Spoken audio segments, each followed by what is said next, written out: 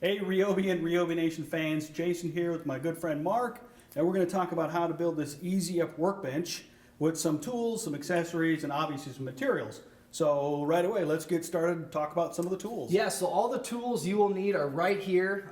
Doesn't take but 3 tools to make the entire thing. We've got our drill driver, some driving bits, some drilling bits. We also have an impact, which isn't necessary, but I like anytime I'm using some screws or driving applications.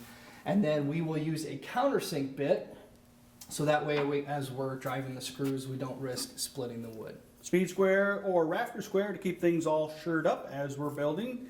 The carpenter's pencil, which is flat because of what reason? That way it doesn't roll off the table. Nice. Some safety glasses, which we're both going to have to keep our eyes safe. Some 2.5-inch decking screws or drywall screws. The tape measure, RYOBI. A pair of clamps to keep it all fastened together. And last but not least, the 10.5-inch sliding compound miter saw. You could use any size that you want. And lumber-wise, how much lumber does it take? It's going to take 5 2x4s, 8-foot standard length, 96 inches, and then our tabletop, we chose a 2-foot by 4-foot pre-cut piece of plywood. We're going with 1/2 inch thick. Nice thing, your local Home Depot will pre-cut these, and so that way you don't have to cut them when you get home. And the overall cost is going to be pretty low? Yeah, under $30 for the whole thing, Great. which is incredible. Let's get going. Let's build this. Let's do it. Hey everybody, step one is we're going to take our 2x4s, we're going to take our speed square or rafter square, tape measure, and carpenter's pencil and make roughly 14 different marks on these 2x4s, and then I'm going to give it over to Mark and he's going to make cuts on our miter saw.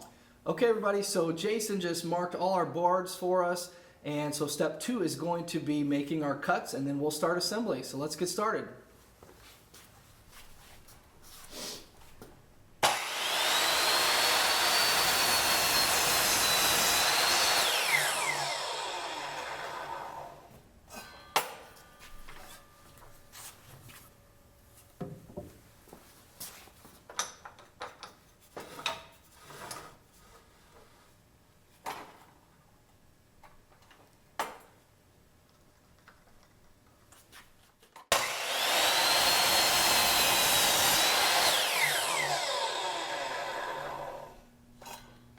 Hey everybody, now that I've got all the lumber back, you can see I've got 4 piles of dimensional cut lumber.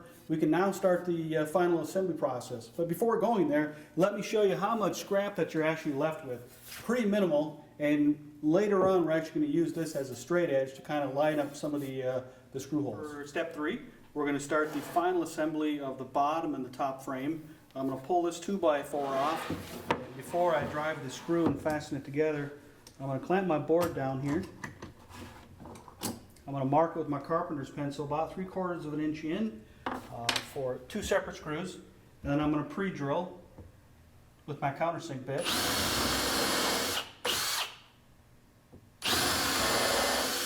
I'm going to repeat that about four separate times until I get the bottom and the top done. Now that I've gone ahead and I've pre-drilled all my holes to make sure that the wood doesn't split, I'm going to now start the final assembly process of the top frame and the bottom frame by using 2.5-inch screws and the RYOBI drill driver. I'm going to repeat this process now probably about 47 different times, so stay tuned. Okay, now that Jason has assembled both of our frames, we now need to attach the center brace, which is using the 17 3/4 piece. Now before we actually attach it, I'm going to make a mark exactly in the center of my frame at 23 7/8 inches on both the front and the back.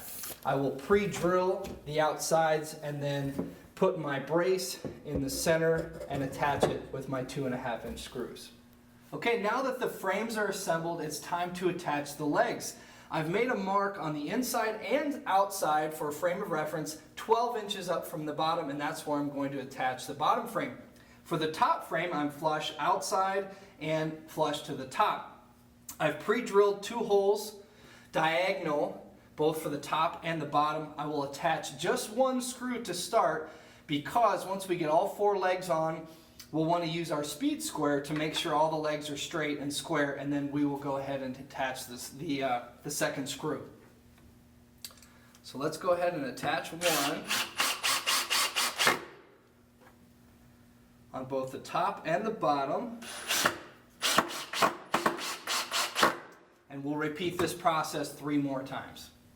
Now, before we put the top on, it's very important that I sure up all the legs using this speed square. So I'm going to pull it to the side and pull it up to the top. You can see where there's a little gap here. I'm going to push it on this side until it's square.